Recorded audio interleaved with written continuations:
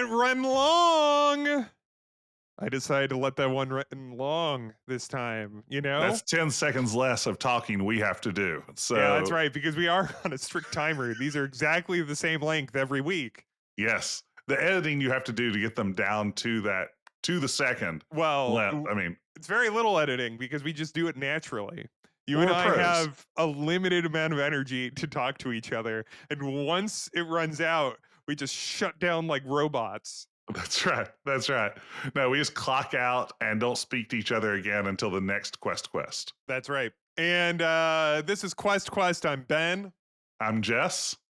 This is the Adventure Game Podcast. Uh, and we're recording this. on we just watched separately uh half of the big euphemistically titled The Big Game, which we've The already big talked about. game. Wow. Yeah. How about that football? As we join you, it's a lopsided contest. It's still underway, I believe. It is still But underway. yeah, We're recording it. This is sad. We're recording a podcast during it. yes. Terrible. But the commercials for this episode are going to be fantastic. Yeah, we got all the celebs that are best friends to do special AI commercials that you're gonna love. Yeah. We've got Tostino pizza rolls. We've got pizza bagels. We've got pizzones from Pizza Hut. We're sponsored by all the best pizza adjacent products. Yeah, everything but the pizza. No, we could not get that. We could not land that account. Ben was there at Pizza HQ in Chicago all week trying to hammer out a deal. And I made some threats. It was like the beginning of the Prisoner credits. I was like banging on the table. yes. Do you know specifically what I'm referencing, Jess? Yes. He like No. bangs on the table Yeah. with a teacup, like shakes. And what is number 6 saying? What horrible secret does number 6 saying? And I, you know what? I know what it is. Yeah. It's why. It's like, please get pizza ads for the podcast. Well, Ben, I have to ask you. I don't want to put you on the spot, but what is the best Super Bowl snack? I'm a dipsman. You're a dipsman. Now, when you say a dipsman, what are we talking? Listen, I'll go any dip. There's just something about a warm, I prefer it warm, but I'll have it cold. Something about a warm dip. I need, in my head, I've had this as a dream for years of having just a dip potluck.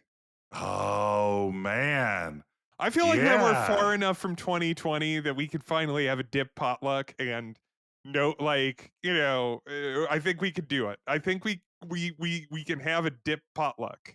Okay. So spinach artichoke dip, obviously. Spinach artichoke dip. So there's a dip that I make that a couple of friends of mine go crazy for. They'll say, "Oh, Ben brought his dip," you know? Are you known for a dip if you're rolling in? Are they like, "Oh, Jess has got the dip he makes." I make a chicken cordon bleu dip.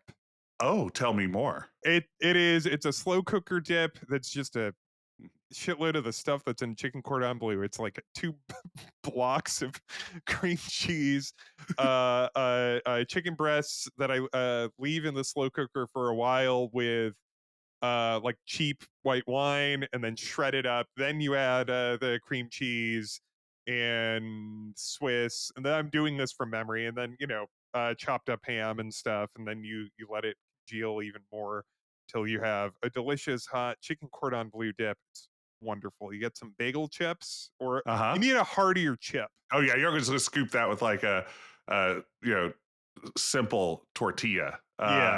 Cafe style tortilla. Ben, let me ask you an important question. Yeah, lay it on me. As a follow up to my initial point question. All right. I have family in Michigan. Okay.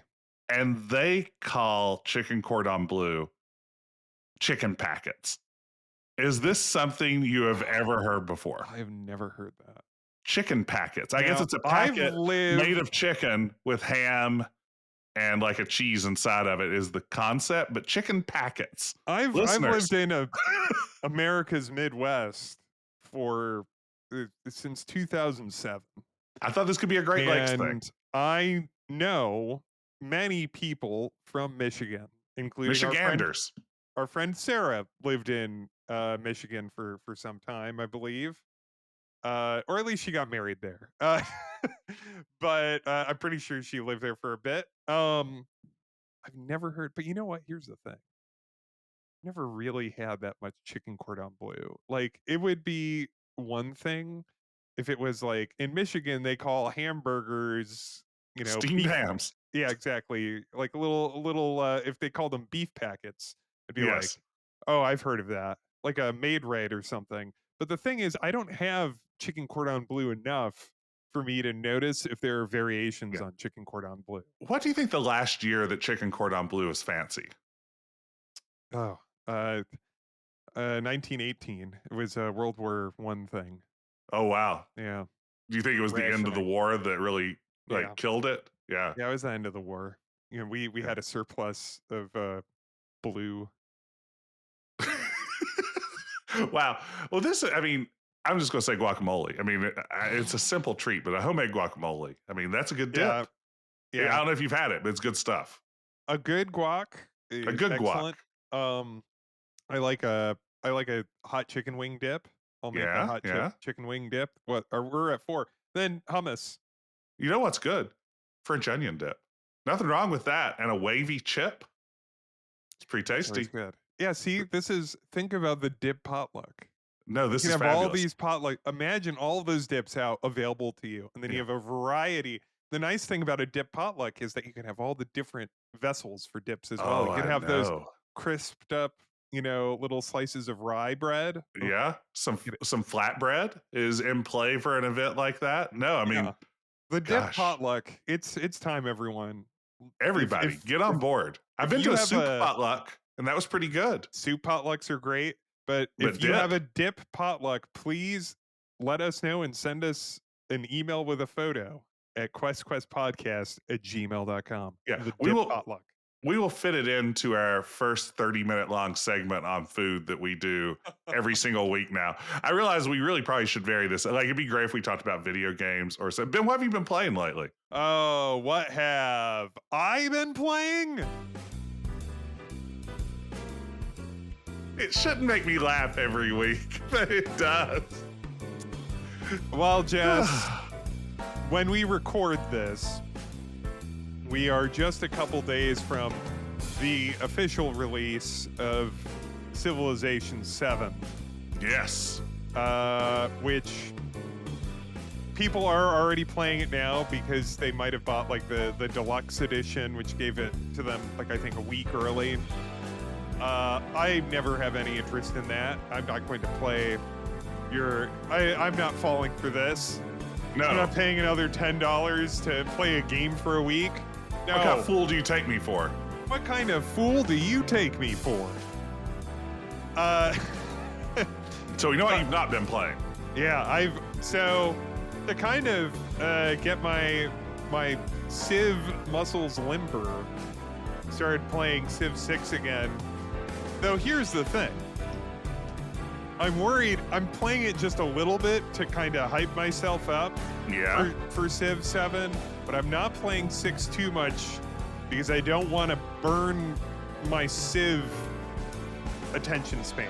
You know what I mean? Absolutely. Like, because I've done this. If I play too much of Civ 6, Civ 7 will be out, and I've already pre-ordered it. I just didn't get the deluxe edition. It will be out, and I'll download it and start it and go, oh, I've been playing Civ all week. Can't do this. Yeah, no, I mean, this is like a skill I feel like Civ players have been honing since around 1992 or so. Like, this is always the challenge. As a new Civ like lurks on the horizon, it looms. You have to be careful not to burn yourself out. I mean, this is a challenge. This actually happened to me recently. I was like looking at some, I like a good wrestling sim. I was going to play a little bit of WWE 2K24, but then it's like 25's right around the corner. If I got my body slamming done now, am I going to be ready to body slam when the time comes? That's right. Yeah. Well, are those games that different? Like the year to year on those? I know that some generally for those yearly releases, some are like big changes and some are a little bit more granular. almost imperceptible. So then you definitely. Yeah. Really, the only difference from year to year is they pick some superstar, and for some reason their model is far, far worse than the previous year, and you're like, it's a fun little game. Yeah, did they just like make you angry or something? You decided to make John Cena look like an even bigger goof than he already looks. Yeah. But so that's what I've been playing. Here's the thing also with Civ 6, and this is true actually of any like Civ of advanced Civness. Yes. Is that I don't even know what Civs, like civilizations, I like playing anymore because there's been so many DLC, there's been 2 expansion packs, there's like 5,000 civilizations and 8 billion leaders, and I don't know anymore. I don't know who I like to play. I'll America. Start it up, It's and easy. there'll just be all these folks, and I'll just stare at the list and be like, what's this bonus? I don't even know what that bonus is. Yield? What's a yield? No, what Not that much. is. What's a yield with you?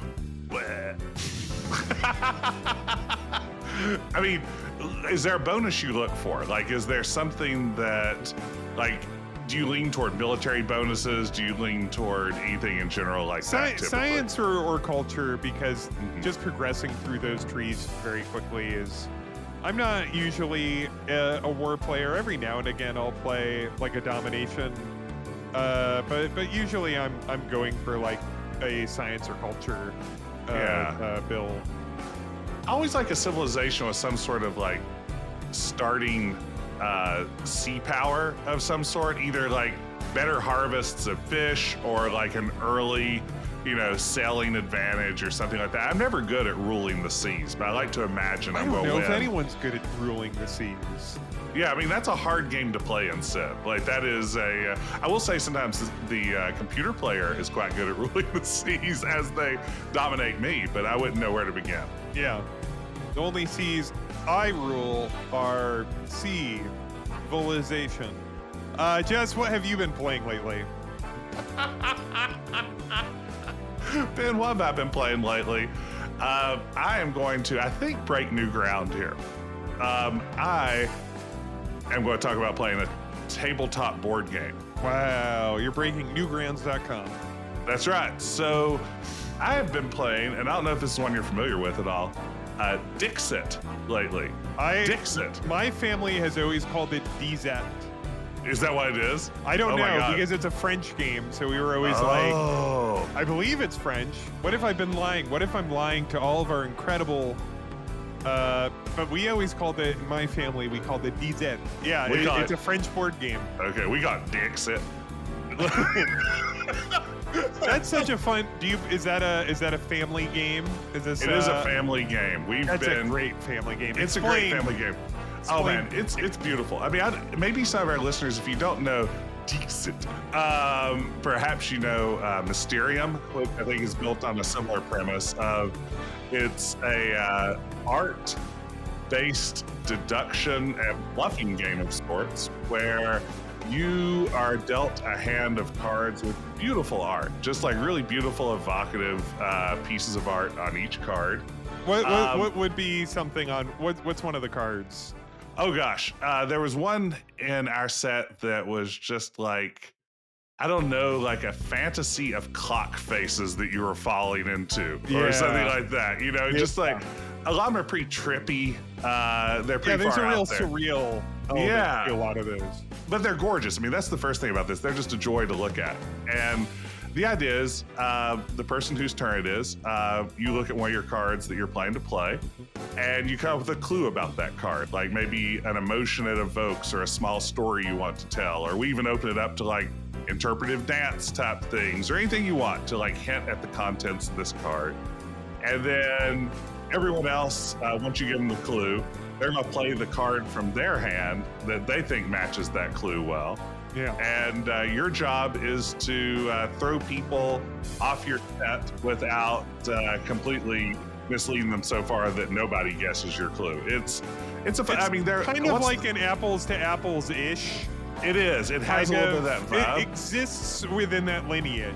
Yeah, there's a level of creativity to it that's sort of fun. I think it's neat for a different kind of thinking that a lot of games give you. We also have a Disney edition, which is kind of fun. Yeah. It has the same sort of like surreal, beautiful, impressionistic art and everything, just oftentimes featuring Disney characters or films. So that adds a little bit, especially when we're playing with kids. But yeah, Deceit is a game I've been enjoying quite a bit.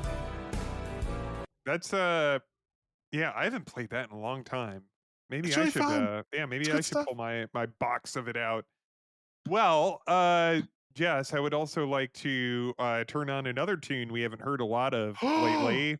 So we have an email. I get to play this other tune. There it is. The sound of feedback. So we received this email from Chris. I'm going to condense it. He's behind on the podcast, but that's okay because we're behind on on responding to this email that came to us in December. But this ties us actually into what our theme here, which is he among many points he was talking about, including he was talking about some of his favorite comedy adventure games. And he included Paradigm, which I love. I just streamed that. I love Paradigm. We also talked about Gibbous, which I have not played, but I believe that you did. Great game. Jeff. Very good stuff. He mentioned please take a look at the Why Jedi games. We're that. on that. We're on it. Check. Also worth discussing is The Longest Journey. Maybe. Maybe someday. Have you played The Longest Journey, Jess? I played it at release and played like a few hours into it, but not far enough to really form a strong opinion other than at the time I didn't want to play a lot more. So it's why I need to revisit. I've never finished The Longest Journey. Because I really love The Longest Journey, but I really wish it was like the writing style is very verbose, which Yes. does not work for me. Yes. Isn't saying that it doesn't. The thing is I love everything else about the game. I love how it looks. I love the voices. I love, I think the puzzles in general are fine and good. And I love the whole world that's built into it. It just all doesn't cohere for me. But maybe I need to give it another try. But this is what I said ties into what we're going to talk about today. It's a request quest. Request quest. Chris says, it's a niche topic, I know, but could you cover what makes a good user interface in a point-and-click game? Because there have been some howlers over the years. What bugs me personally is either not enough items to interact with on screen, so the world comes across as dull and stale, and a difficult-to-use inventory. I think Under a Killing Moon had a great interface for examining and combining items, but it looks clunky today, which I would agree with. Thank you, Chris. And if you want to send us an email, perhaps we'll do a request quest off of it. And an email, of course, again, is questquestpodcast@gmail.com. Jess, would you like to take it away? Yeah, no, this is a great question. I think adventure game interfaces are something that we've touched on a bunch of times already. I think this is fascinating. Like, so many genres, the interface, I think, is, a lot of what drives this genre definitionally. And interfaces in adventure games have evolved so much since those early days. I guess my question that I would like us to tackle here definitively, objectively, once and for all, is what is the best adventure game interface? Yeah, I think we can settle it here. We'll finally solve it. And We'll find finally solve it. The one empirically best interface. Yes. And hopefully we will see then developers heed our word and dispense with all of these interfaces that simply aren't working. Yeah, get rid of all the junk. Toss out the crap. Get rid of crap. Get rid of the crap. We're tired of the crap. Looking at you, tank controls. Looking at you, Grim Fandango. I played Grim Fandango at the time and beat it. Yeah. on the tank controls. And, you know, some say that Stockholm syndrome isn't real, but I came around to the Grim Fandango tank controls. Is what I'm saying. Now, did you beat that without hints?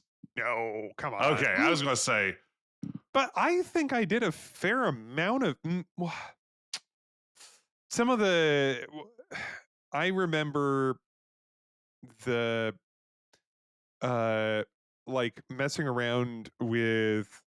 This is a great question, Jess, because last week Francisco asked us what a hard adventure game puzzle was, and my brain just completely froze. Like I just could not think yes.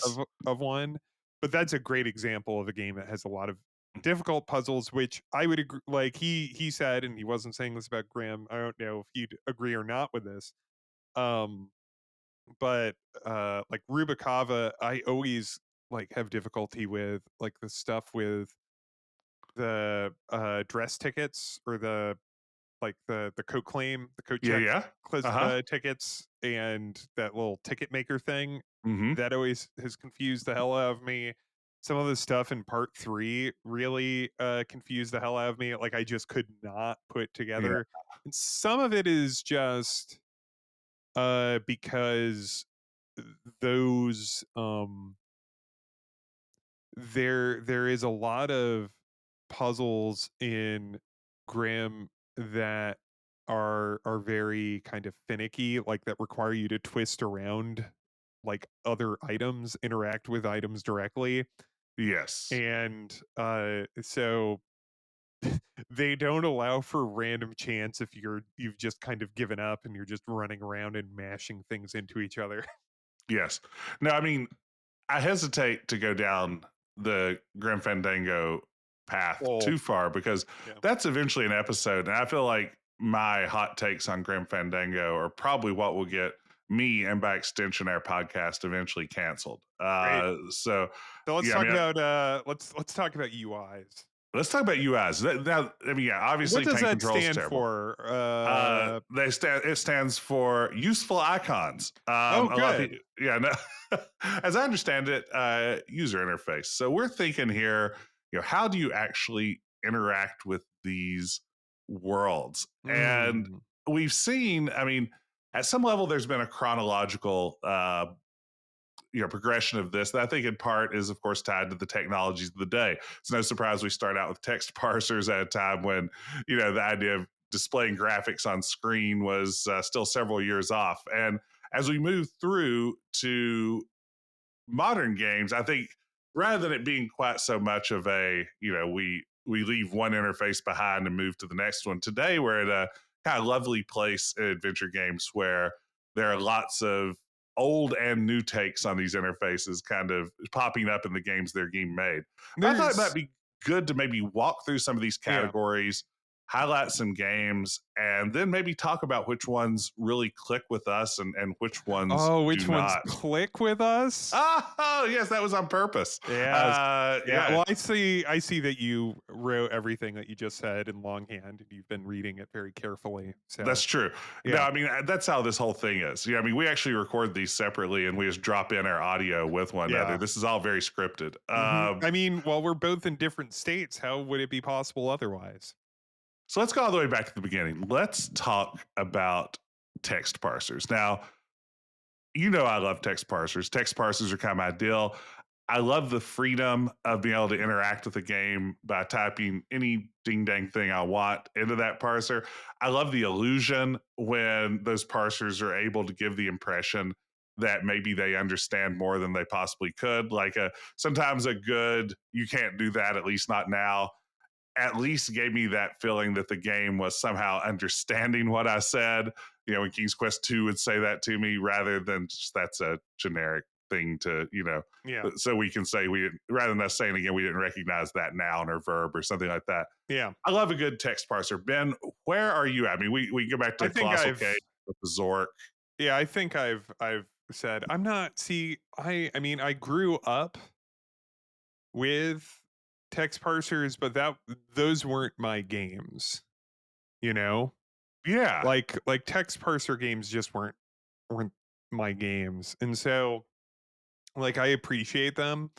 And when I played Crimson Diamond last year, and I was kind of like, oh, like, I think it's very cool that she threw back and did this text parser thing in the game, but I I wasn't thrilled about it just because that's not a thing that I necessarily enjoy.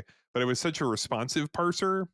It was very clearly tested so much that, Yes. like, when it works and you type a thing and then if it's just straight Zork. So, like, by using Crimson Diamond, I'm kind of skipping ahead a little bit. But in Zork or in Infocom or something, and Infocom was generally very good about having a fairly flexible parser. It feels like a magic trick, as you were saying. Like, it feels like, oh my goodness, like, how'd they do that? How'd they figure that out? Like, I'm talking to the computer.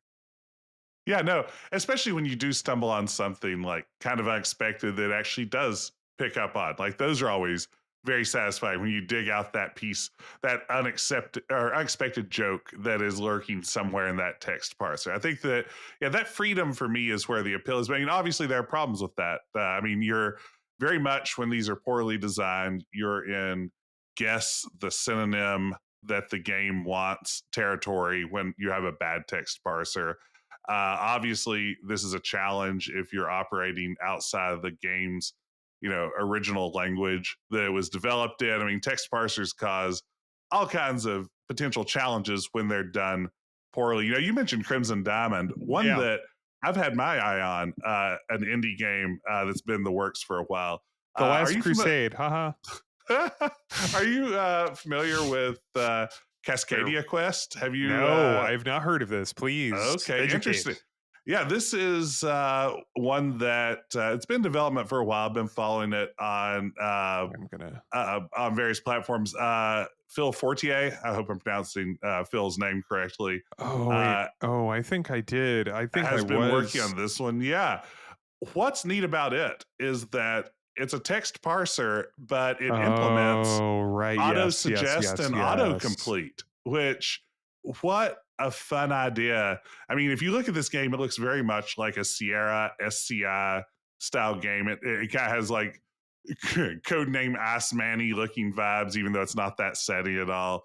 Let's add this to the wish list. Yes, absolutely. I mean, you're looking at it now and you're adding it to the wish list, and everyone should. But yeah, the idea of using an old Sierra style parser and then incorporating autocomplete, auto suggest, I think That is one of that's the most that's interesting cool. That's a neat iterations I've idea. seen on this. Yeah, I mean that's great. I mean, because again, I think that this feels like a very challenging interface for a lot of people, and this helps get over that hump a little bit. Yeah, you also have interesting things Wow, like this Leisure looks Suit so Larry. cool. It does look super cool, doesn't it? This game looks neat.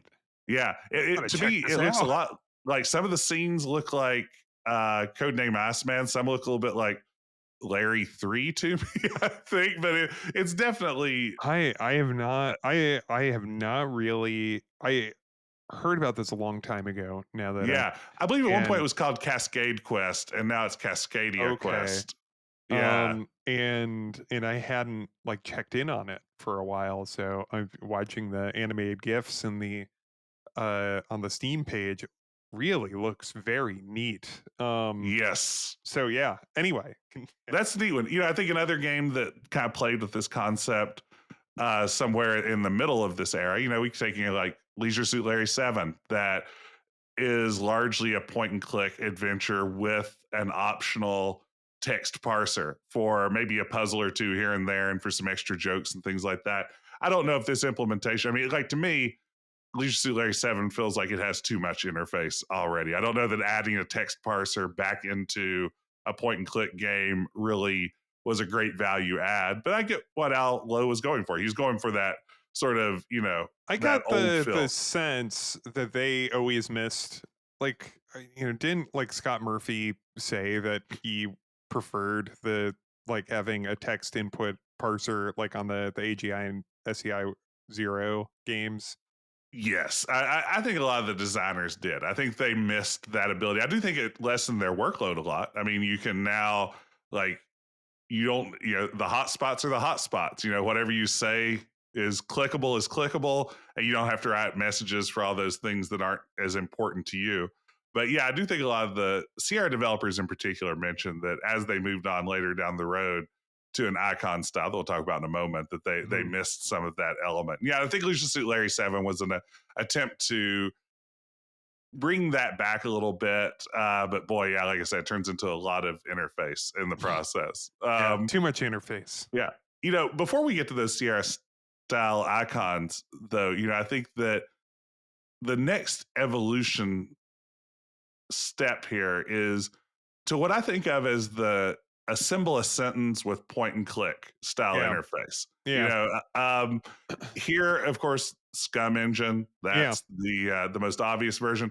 Legend does maybe an even wilder version of this where you have way more verbs, way more nouns on screen at any given Legend, time. those are text adventures. It just has like a list of nouns and verbs, right? I think they usually have graphics too. Like I'm thinking And like the yes, and a spellcasting graphic. games, but it's a still shot. You're usually getting each room Yeah, is a still image or maybe with some minimal animation on it, right. but you're getting like a scene and then text description and then like a big long list of verbs and a big long list of nouns. And you're clicking your verb with your noun to assemble a command, much like you do in a simpler form in a Scum game. Maniac Mansion introduces this. You click on look and then you click on item on the screen, or you click on open and you click on a door. It's And it's really funny to think of how text parser leads to that scum style of like how that works or like a Sierra, parse like the size zero. Uh like especially in like Maniac Mansion, it is heavily it's letting you know exactly what the text sentence that would yes, produce the action that you're about to take showing up on the screen, so it bridges like a mouse interface with text. It's you're constructing sentences, you're just not typing. that's right. I think as a kid, I kind of lumped all the point and clicks together. Like this is one thing, but I do think this is an incremental step. The more I thought about it, Yep. this idea of yeah, I mean, still you are parsing commands. It's just instead of typing those verbs and nouns, you're now assembling them through pointing and clicking. But still, yeah, you're still creating sentences. You know exactly what command you put in. It was open door. It wasn't interact with this spot on the screen, Right. which is a little bit of an incremental step before we get to the full blown, icon interface. And I feel like this, Sierra popularizes the icon interface with King's Quest V. I feel like a lot of other companies very quickly adopted this as something of a standard. It feels like we I have a period where there are LucasArts style Scum type games and then very icon driven games. it's I like going back to the scum style for a bit, and yeah, because there were like some non LucasArts games that had scum style interfaces as well with like a list of verbs on the bottom. Yeah. um the uh what's interesting is that with like Maniac Mansion, as those went on, they lost more and more verbs, and Yes. like how it worked became simpler and simpler to like where you have Maniac Mansion where you have push and pull and open and close, and all of like turn on turn off I believe is in there. Let me take a look. Maniac Mansion screenshot. No, not TV show. No. Although that could be an episode in the future. Mark that down. So you have in Maniac Mansion push, pull, give, open, close, read, walk to, pick up, what is, unlock, new kid, use, turn on, turn off, and then this is a really useless one. Fix. Yes. But if you think about it within not the context of, oh, these kind of duplicate. It's more that it's like, well, if I was playing a text adventure, or if I was playing King's Quest 1, those are the verbs that I would use if I was playing, you know? Yeah. No, I mean, and this sort of whittling down, I think that's where we head. I think that, LucasArts whittles down its list of verbs. And then as we move into a more icon focused approach, now you have, It's you know, completely abstracted. yeah, a hand. Your You're hand is every no possible interaction. Yeah, and it's not like you don't put the hand over a shoe and it doesn't say interact shoe. It just like there are some games where it might highlight that, but I mean not Sierra games generally. It would just be you have the hand over the shoe. That's right. And And it those decides were if that meant my pick up. favorite. When Yeah. I say like that wasn't my game, th- if I was to say what my favorite interface was as a child, it would be the basic, like starting with King's Quest 5 mouse interface with those icons. I was just like, oh, this just makes perfect sense. There's no better interface was my thought. Yeah. And the the predominant one that they had for most of the games, I kind of was annoyed when they added more buttons in Gabriel Knight 1. Oh, and they're so unnecessary. Yeah. What you have open, you have close, you have like pick up and more of an interact are a little bit broken apart there, right? Aren't they separate? Now you have Yeah. like a gear to interact with something versus pick it up. Yeah, I mean, I don't know that it adds a lot. They're pretty icons. It's a great looking UI. But yeah, I mean, at some level, I think that move towards simplicity made sense. I don't know that Gabriel Knight did enough interesting things with the extra icons to really justify adding 4 or 5 of them. Did you have a preference in the 90s between like a Scum style and a Sierra style? I was kind of grumpy about the Sierra style Really? icons. Yeah, I didn't love the shift to the icon interface. I mean, yeah, I love the text parsers. Those were my games. That's what I grew up on. So it's really what I identified as like core to an adventure game.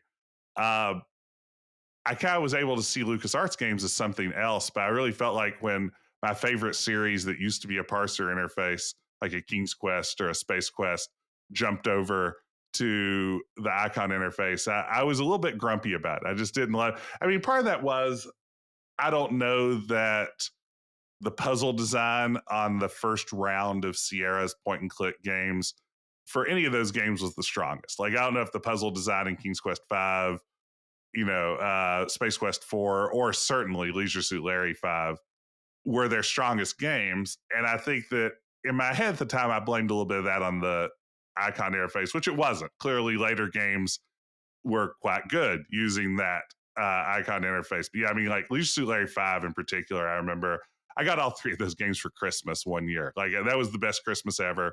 It was King's Quest 5, Larry 5, and Space Quest 4.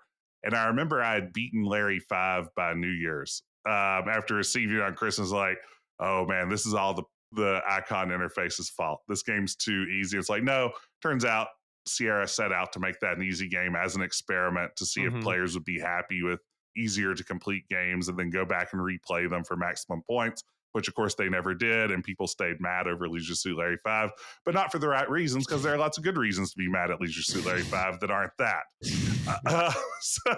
Yeah, I mean, I didn't love these. I've come to appreciate them. Some of my favorite Sierra games are from this era now. But yeah, I didn't love it right away.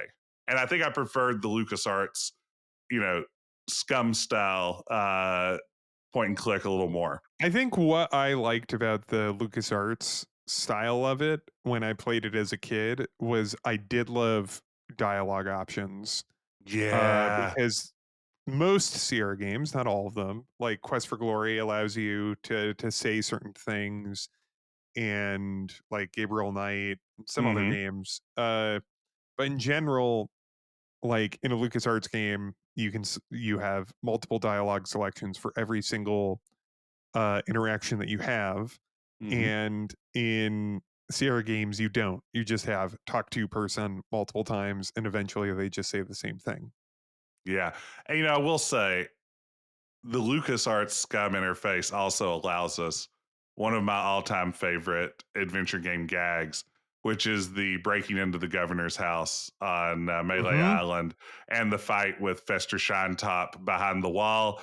If you didn't have that assemble a sentence with point and click verbs interface, you couldn't have that series of That wonderful jokes as Guybrush fights with Fester, and a series of increasingly ridiculous sentences are assembled in the parser using verbs you don't have right before your very eyes. that sequence made me laugh so much as a child. I No, was it's the like, perfect "There's meta nothing joke. funnier than this. Like, there will never be a funnier joke than this. This is so Yeah. funny."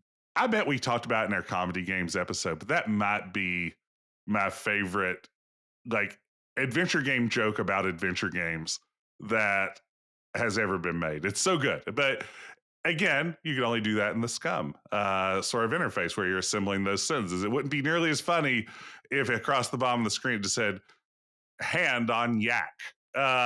It's not the same thing. And So there yeah, and go there ahead, there please. are other interfaces within like that aren't necessarily either the Sierra or the Scum Mm-hmm. or what we're going to talk about next. Like as mentioned in the email, there's under a Killing Moon, like those access games have their own Mm-hmm. interface, which I think it's fine. The Mm-hmm. problem with the Tex Murphy games is just more how you move, which is terrible. You move forward by moving your mouse forward, and it's a 3D game. Like so, it's not like with your arrow keys or WSASD. This would be before it WSASD. But like you, if you move your mouse forward, you move forward. If you like it, it's really yucky. Yeah. But like all the other stuff on the Mm-hmm. interface is perfectly fine. But just what was next on the list? Ben, before we go on, I do want to. I've this is unprecedented, but I've sent you a message in our Discord about one of these terrific icon-based interfaces. Oh, It is the Wayne's oh, World point and click adventure game by yuck, Capstone Games from yucky. 1993. Could you Kind of tell? splits the difference here, doesn't it? Yeah, I mean, it does a little bit, but could you describe the series of icons that appear in the Wayne's World based on the popular SNL sketch and Hmm. film? Can you describe the icons that you see here on screen that we interact with this point and click adventure game through? So I'm looking at an image. The top half is of Wayne's basement where they record the Wayne's World little public access show that they do. And at the bottom we have it's a scum style it's always up, right? It doesn't pop up. Always up. Always up a bunch of that's one of the nice things about the Sierra one is that it pops like if you put the mouse over it, or you can Yes. just I do right like the click to hidden swap. nature of it. Yeah. But this is always up, but it has a Sierra style. Oh, this still makes me laugh. This is so funny. So you have pictographs instead of written words, except But some of the that pictographs are so they're unclear, they've put words on them to help you. yeah, some of So you've got these like are close up of Garth. yeah, and that's probably look, and then there's a Yeah. hand that's open with an arrow pointing down, so I'm assuming that's drop. Then Mm-hmm. there's a magnifying glass up to an eye, which I'm Look assuming is more like closely. yeah, examine. Examine versus look. I always like when those are separated out, don't you? Then you just have Wayne holding a sign that says use, which is very funny. Then you Yeah. have like speech lines coming out of Wayne's mouth. Okay. Mm-hmm. We're back in business. This is Yeah. good. Then you have push and you have pull. That's pretty clear. And then you have a close up on maybe Wayne's face and the side of his like you see one eye and the side of his nose. So I'm going to guess it's smell. Is it I have smell? no idea. I have no idea. It's been so long since I played this one, but it's inexplicable visually. And then you have what looks like give, Yeah. like a hand dropping something into another hand. And And these you last have two are my favorite. then you have Wayne with his mouth open, and underneath it, in very light text, like translucent text, it says "open." So it isn't "talk to." And then the other It's him with one, his mouth open, but it's not talk to. yeah. And then the other It's one open is like a him door. looking, kind of like he's pondering something, but his mouth is kind of pursed, and it says "close." Awful. Just terrible, right? I mean, that And then is just right next to it, "inv." inv and menu. Yeah, I mean, it's a terrible implementation of this and I just forgot like about that. inexplicable. And again, probably legitimately like 5 to 6 of these are completely unnecessary. Right. You could, if not more. I mean, yeah, when this is done poorly, it is truly awful. And that's why I think elegance is so important. And what I love about this next incremental evolution of the icon interface, Ben, I'm going to lay all my cards on the table here. I love me a verb coin. You're a verb coin boy. I'm a verb coinsman. Now, okay. Verbs are So the coinage of the realm, as far as I'm concerned. so there's the LucasArts verb coins, which I like, which are in Full Throttle in Curse of Monkey Island, and Yeah. especially in Curse of Monkey Island, I think it's excellent. Then their verb coins does like Return to Zork, which is considerably earlier. Is that a verb coin? Ooh, that's a good question. It's been so long since I played Return to Like Zork. Return to Zork, when you interact with something, I believe it's a right click, it opens up like a verb coin, and it has bespoke options, like so it might Ah, have different ones, and kind of scum style, but more specifically infocom style, it has the text of what the action you're going to take. um ah. So it's like a context sensitive verb coin at some yeah, it's level. like Yeah. exactly. Let me How do take we a describe a verb coin if people don't know what we're talking about? that's a great question. A verb coin is you put your like you click somewhere in the LucasArts ones, it is that you hold like you hold down your mouse for a second and then it shows up. Um and then you get like a little pop-up with a couple verbs on it, like open, close, or not open, close, but like look, interact, talk. You have a right click to the inventory. Uh yeah. I really verb coins I like. I don't like the verb coin in the Star Trek games in 25th and in Judgment Rights. Yes, Think it's really yucky. It just it doesn't is. It's feel good. no. And I mean, I wonder, like, I say I'm a verb coinsman. And I mean, Do you just like the I LucasArts one? I think I might just like the Curse of Monkey Island one. I don't even love the Full Throttle one. Um, I think I just love Curse of Monkey Island so much that it makes me love a good verb coin forever. I mean, I designed a game late last night where we implemented our own verb coin, much to my team's dismay, because I was like, I'd like this game to have a verb coin. Everyone said, do you know how much more work that will be to implement in AGS? And I said, I don't really care. I'm not the one coding it. Get to work. We've got 2 weeks to finish this. StairQuest 2 has a verb coin. StairQuest 2 should have a verb coin. The verb will be walk. And you'll be able to choose up or down depending on the context at any given time. Yeah. So you just like the curse verb coin because yeah, the one in Star Trek is just yucky. I think the one in like the one in Return to Zork is neat, but is kind of annoying. Maybe I Like it's just a like the little curse one. kludgy. Yeah. But it's neat. I think its flexibility and that it's context sensitive is actually pretty cool. Mm-hmm. Um, but sometimes it feels a little yucky. That just might be the game. The game is a little yucky. It's a Uh, little, I mean, we love it. We've talked about this in our most listened to episode up to this point, our Star Trek 25th anniversary episode. And I mean, it's a good game, but it's one of those games that's good in spite of its interface rather than because of it. I mean, Curse of Monkey Island is just a blessed game Do that you fires on love all cylinders. do you love the verb coin, or do you just love Curse of Monkey Island? I just love Curse of Monkey Island, and that Yeah, means I love everything about it. right. That's what I thought.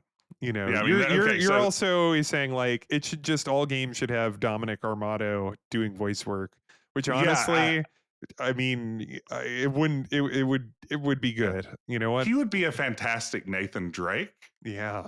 I could see him as maybe an assassin in an episode of Assassin's Creed. I mean, what can't Dominic Armato do? I mean, we see him do one thing so far, but he does it really well. So I can only Hmm. assume he would do other things well as well. That's true. Yeah, I mean, I'm okay on verb coins. I'm not. I Okay. mean, the one in Monkey Curse of Monkey Island is great, but you know, It's they're fun. unfair because it's the best game ever. I'll note that this is also a case of that pares down the amount of verbs you have. Yes.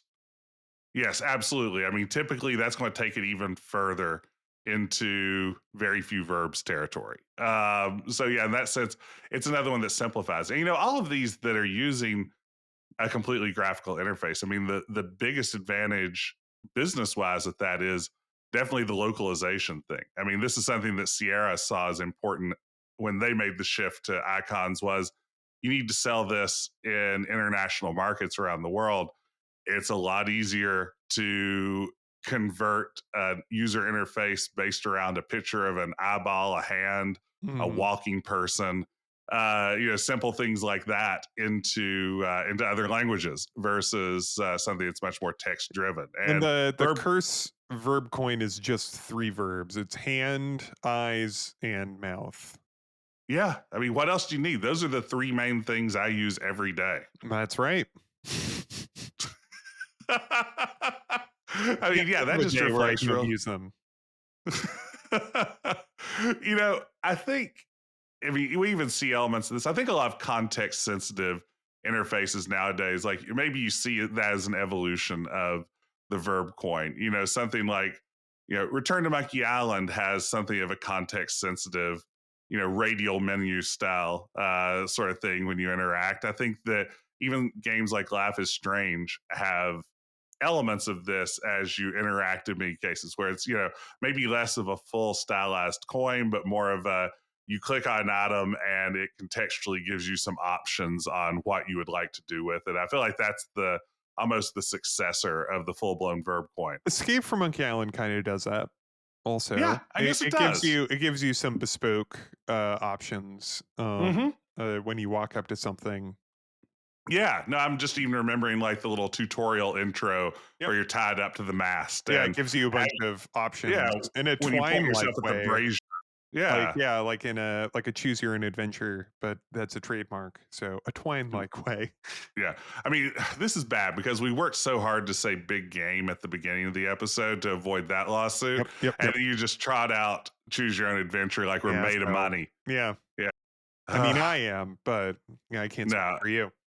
I mean, yeah, you're a property owner. Not yet. But Not yet. Not even by the time that this comes out. oh man. But I mean, from there, I feel like things get a little bit less of like a chronological progression. I don't know that from here we move through such distinct stages. I mean, certainly there's a move toward single click that a lot of games, you know, go with the, well, why do we need a separate talk, look, and interact? We pared it down to three. Why not just when you click on something, the right thing happens to I mean, that thing? Kyrandia does that Yeah, early on. Like, yeah. I mean, King's Quest 7, I think, is a single click interface, isn't yep, it? yep. Yeah. So, I mean, this takes hold. And then maybe one that I think has had a lot of, history to it at this point, the left click interact, right click look, Or vice or vice versa. versa. Yeah, I Yeah. think it goes both ways, right? I mean, you'll see some games where maybe it flips those the other direction, but yeah, the using left and right click basically to examine something or to interact with it. Oftentimes, left click will also walk you around the screen. Did Broken Sword have that or no? I don't even remember Did now. Broken Sword Or have? is Broken Sword just a single click? I think Broken Sword had the left right. I think. I don't remember. I was just playing it. I was just playing the remaster, and Hmm. I don't remember now. Yeah. I mean, even like some of the early Scum games had a simple version of that. Like maybe Mm. if you like Oh yeah, le- well it would have right left click. It clicked would on give you door, yeah, yeah, or right click on door, it would automatically go to open for right. you. But yeah, later ones got a little bit smarter with that.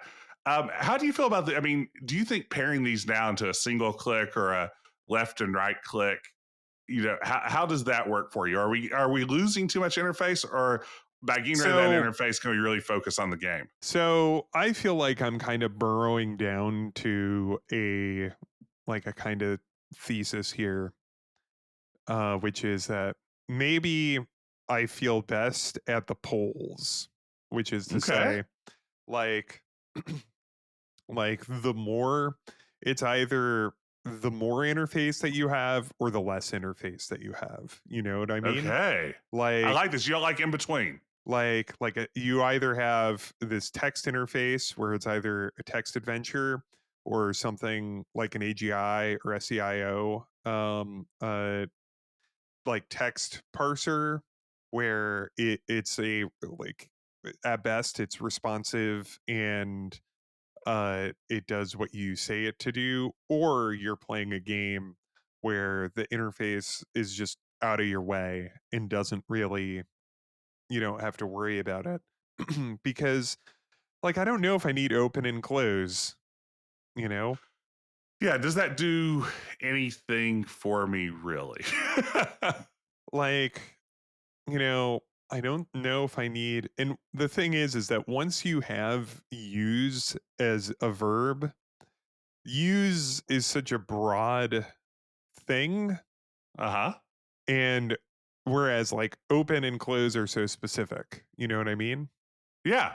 So like I think I that's and I started to think about this in during this conversation where I'm like, I think I like it either with like a ton or very little, and I don't know how I Okay. feel about the middle.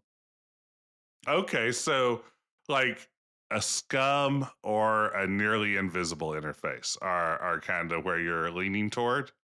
Yeah, or a text or an invisible.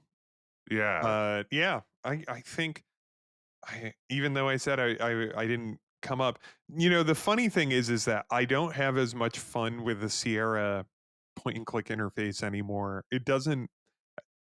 When I was a kid, I liked that one more, and now if I'm using one, I prefer like a Scum.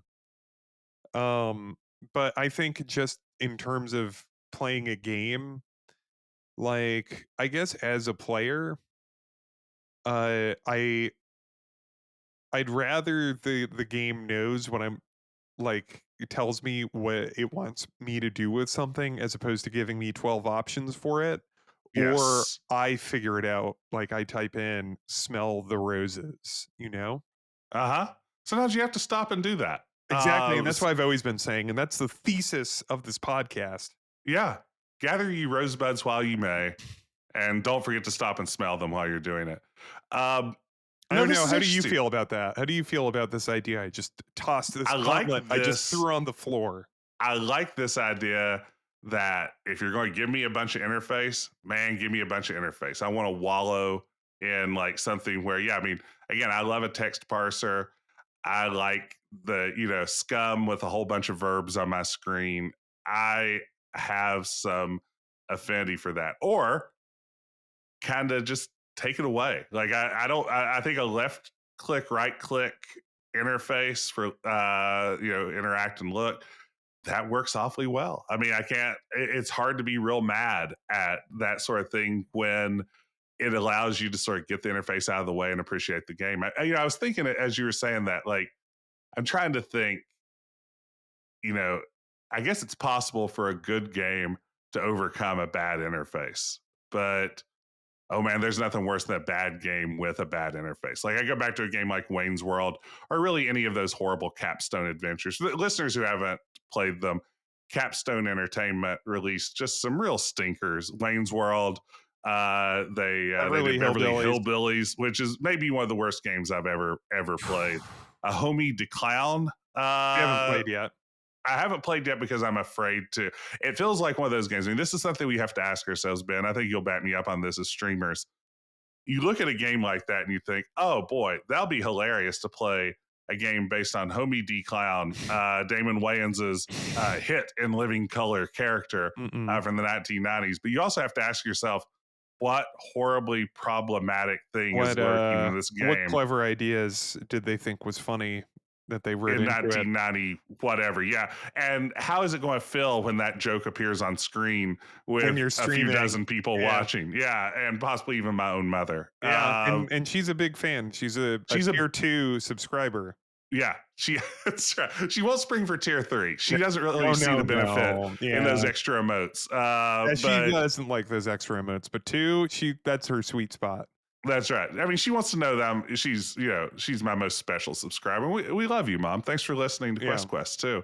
Yeah, I mean this. Oh man, I think there is no bigger slog than a bad game with an interface that feels like it's working against you Right. the entire time. And some of the worst adventure games, unfortunately, tend to come with some of the worst. I don't know if they're bad because of the interface, but certainly the interface doesn't do them any favors. Right. But yeah, I mean, I'm trying to think of good games with like really just bummer kind of interfaces. Star Trek 25. Already said it. Star Trek 25, good game, bummer of an interface. Yeah. That's again, yeah, good one to return to. Trying to think of others that just really are real stinkeroos. And there are a lot of stinky adventure games out there. You heard it here first. I don't know. Yeah, I'm trying to think of ones with just like interfaces that you're fighting with because that's what like I think the first Journeyman project Uh huh. game is supposed to have a really unpleasant UI, but I have not played it. I believe I've only heard tell. Uh hmm. Yeah, I don't know. I think I mean, it doesn't help that, like, I mean, the big companies sort of standardize these things. right. So the games we're most familiar with, it's like, yeah, I mean, LucasArts and Sierra, neither one had a terrible interface, at any point. And then a lot of the other brands were following so closely with them Part of my that, brain is also screaming Starship Titanic, which I also haven't played, but kind of has like another case of like, oh, we prefer like I want to bring back text adventure interactivity, but I haven't played this, so I can't. yes. I just Yeah, know I mean, that that's, people I are haven't played it unhappy with either. that game. Yeah, that's my read on that one as well. Yeah, it's like we've got to get back to this old school approach, but then we haven't done a particularly good job of, Right. of achieving that.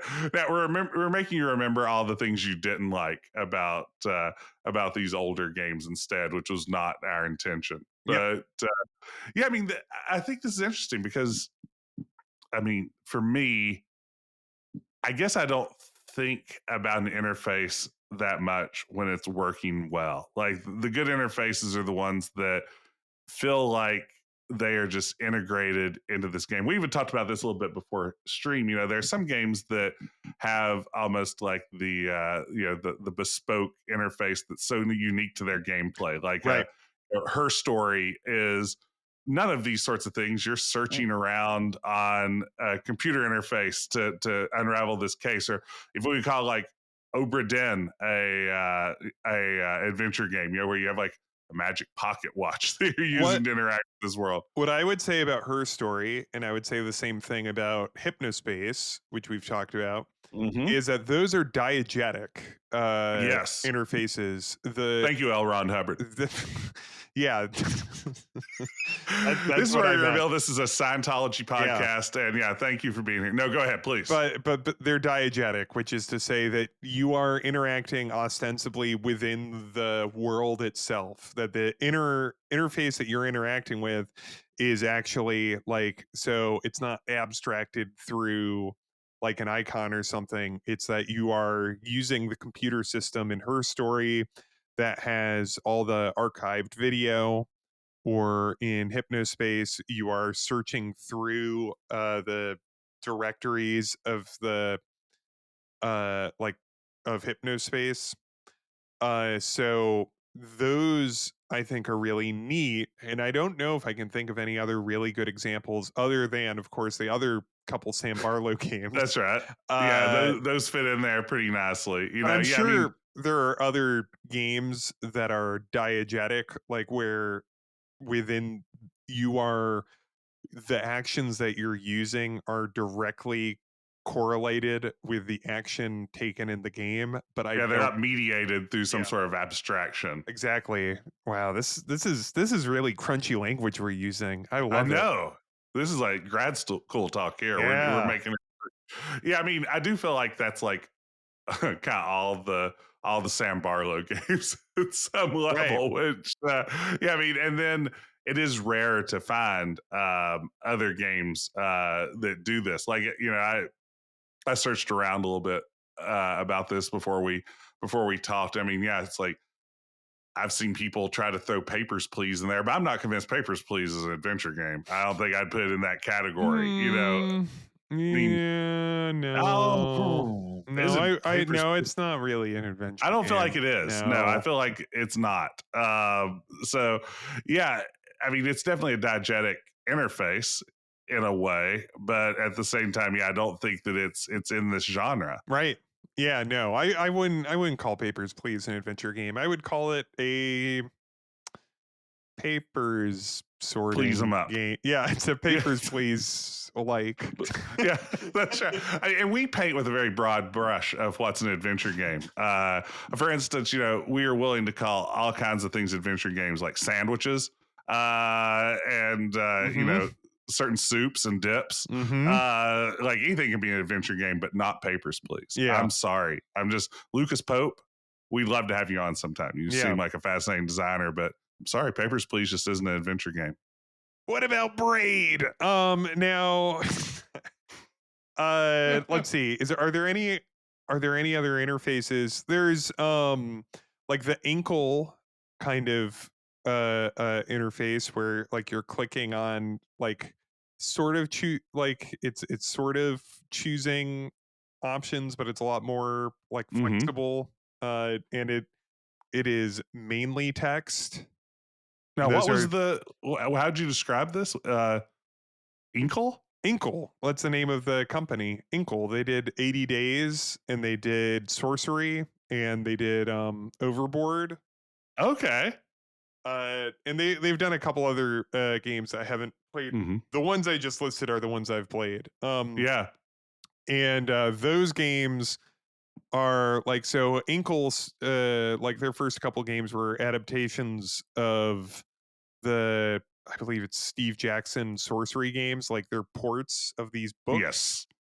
of these game books. So they have that sort of, select your own adventure Yeah. style. And I was going to um, say, I mean, visual novels are essentially that too. If we yeah, want to, they're typically, again, we can't, select your own, choice. heroic journey, sort of stories. I mean, yeah, visual novels generally follow that path, right? And I mean, it's something a little different than these other options, but certainly circumscribed quite a bit to, these are your options. There's not really much room to deviate from that. Yeah. Uh, I mean, I really like what Inkle did with their games. There's a ton of Twine games, as said, Hmm. visual novels, which would include, I would believe, like Phoenix Wright and some of those other games, Yeah. which has that. It is interesting, kind of thinking now to console games, is that some of them just tried to straight port those interfaces, like the Scooby Doo games that have the Scum style interface in them, Hmm. and so on. The like King's Quest 5 on the NES, which has the SCI like point and click style. And it works flawlessly with a control pad. I really Yeah, like to play that one though with the power pad you should because play when it you're with running yeah. and Graham's moving across the screen, there is just nothing more invigorating than having to solve puzzles through physical activity. You should play it with the power glove. It Yeah, looks so I, cool. I get Rob the robot there, and he does all the Cedric parts for me. So yeah, I mean. Zzz, He drops. Yeah, it's weird. The only games he works with are Gyromite and King's Quest V. People don't know that that he does. Those are the only two that he really supports. But man, if you get Rob going, he loves King's Quest V. Yeah. What was his? Is that Robot Operating Buddy? What does Rob stand for? Don't. Come on. Do you think I know? Ben, you seem like you'd be a big Rob fan. You don't think listen, we did not. I think it was called the Action Pack. We had the one that just came with the light gun. Oh man. You didn't Duck have Hunt's an probably NES. an adventure game. Yeah, Duck Hunt is an adventure game. The Yeah, Duck verb Hunt's- is the gun. Yeah. Hogan's Alley? No. White Billy, that's an adventure game. Lots of adventure games on the NES. Mega Man, that's an adventure game. Mega Man 2 is not. Yeah. Only the odd number Mega Men are adventure games. Point and click adventures, yeah. Yeah. A lot of people don't know that. Yeah. Pac-Man 2. That is the incredible UI of a slingshot that you torture. Yeah. Now, do a lot of other games use that? Like where you take maybe the most iconic figure in adventure gaming history and just irritate the shit out of them with a slingshot? Has that been used anywhere else?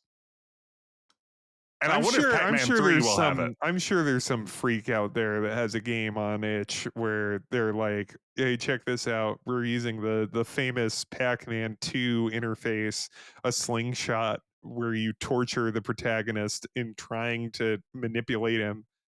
I mean, it'd be more fun to do it like emotionally and psychologically, like to really just, gaslight famous, like maybe gaslight Frogger into crossing a road or something like that. Like why do we have to do this with a slingshot? Can't we just manipulate some beloved Dig Dug, video game icon? Mr. Do, those are all adventure games.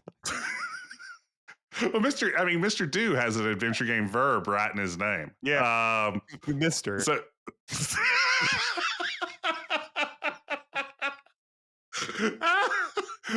Ben, I feel like we have at least 45 more minutes of this to go. I mean, like, do you have any other great bits?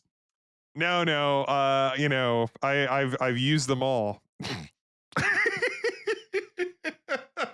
I mean, I feel like the adventure game interface. Yeah, I mean, it is such a part of the story of how this genre evolved over time is how the interfaces themselves evolved. But I mean, I think what's nice about adventure games in 2025, now that they've been dead for 30 years or whatever. Yeah, they've been dead. The last game was the longest journey, and then we've just been playing those games ever since. Yeah. Ever since adventure games died, the good news is they've been reincarnated with a lot of diversity of interface. Yeah, and that is fun. I mean, it's nice that if you love an old text parser style, you've got games like the Crimson Diamond. You've got games coming up like Cascadia Quest that take that classic parser and play around with autocomplete and other things of that sort. If you prefer something that's more of a LucasArts style, Lord knows there are lots of games out there. Are you telling me that people are saying that a game is like a LucasArts classic? Are you kidding me? I would say people do that. Even say people some of these games like my favorite LucasArts games that I loved as a child. Ben, I would describe some of these as love letters to those old LucasArts adventure games. What, to like Monkey Island? No way. There are people out there who are inspired by Monkey Island and are trying to make games that in a lot of ways, reflect back on that sort of comedy adventure. Even Day of the Tentacle, believe it or not. There are people out there who are saying... That's crazy. And you won't believe this, but there are even a number of fan projects based on Maniac Mansion. All of them in development for the last 10 to 20 years. Some of them coming out eventually. Yeah. So, I mean... Yeah, this is you can get kind of a wild variety at this point. And now hold on, Jess. Yeah. I kind of said I in the middle of this, I kind of gave what my conclusion was, which is I feel that I prefer the polls. Mm-hmm. Is it for you? Is it the verb coin? Is that it? Is that the best one? And specifically Ben, the Curse of Monkey Island verb coin? Is that it forever and ever? Amen. I feel like I don't know, like Socratic methoded me, and it was only like a one-step Socratic method, which is like That's the not best that kind. impressive for you or me. Like you asked me one question and my entire argument collapsed. Like Plato's dialogues would have been like a short pamphlet if that's what Socrates was able to pull off. Yeah, I mean, you like literally said, is it just that you like Curse of Machiavelli? It's like, yeah, you're right. That's all it is. So, I mean, Destroyed. maybe now I don't know. Yeah, that's what our thumbnail for this on YouTube will be. You know, Decaf Jedi College absolutely professor destroyed. destroyed.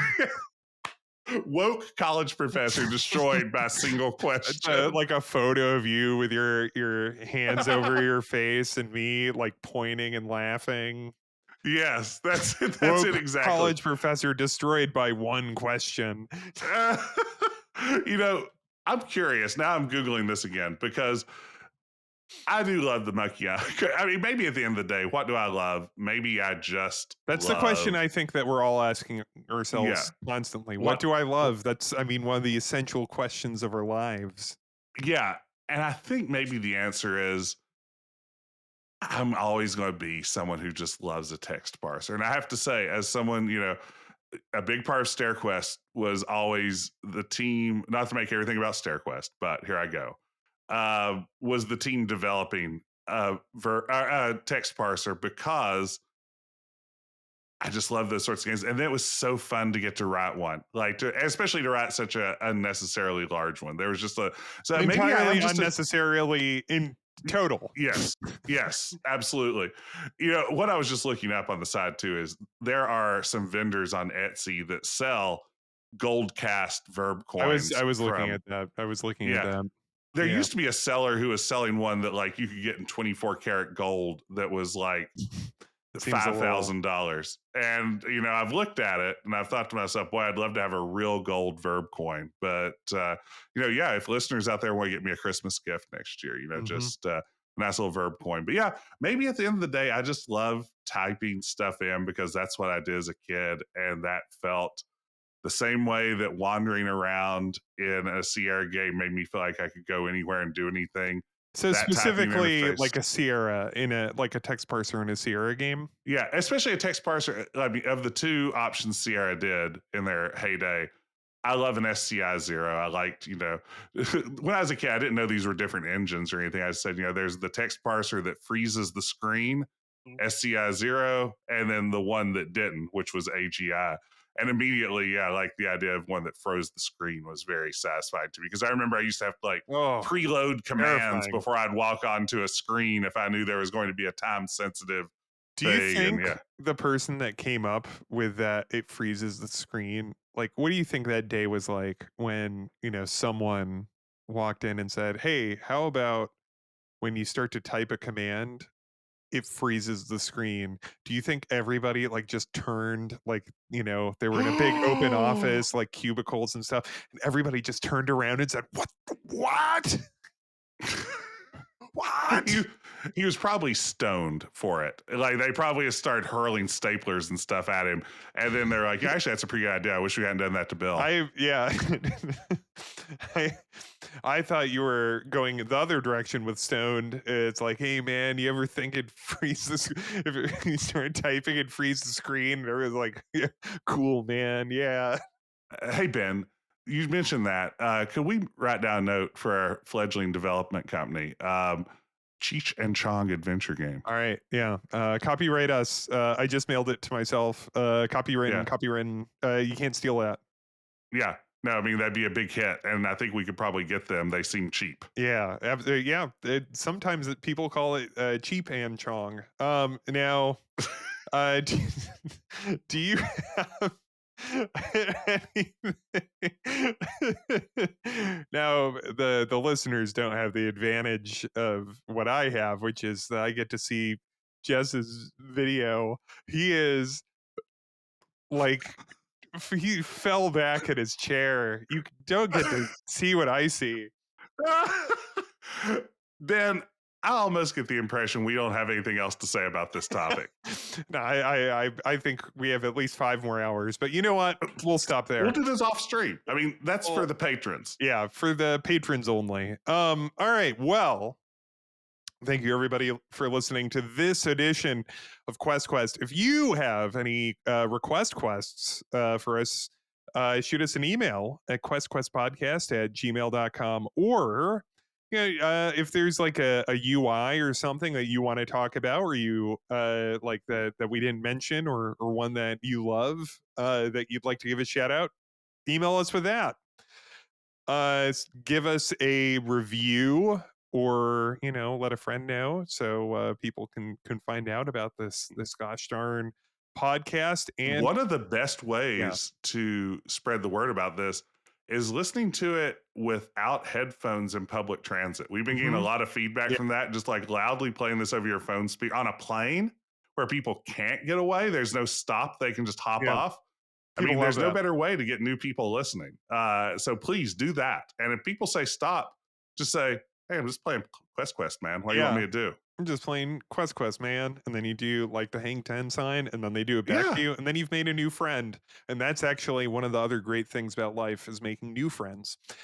So do all of that, and you'll make new friends. And then also, join us next week for Quest, when we are going to discuss the exciting new game, Freddy the Fish, for adults. Join us then.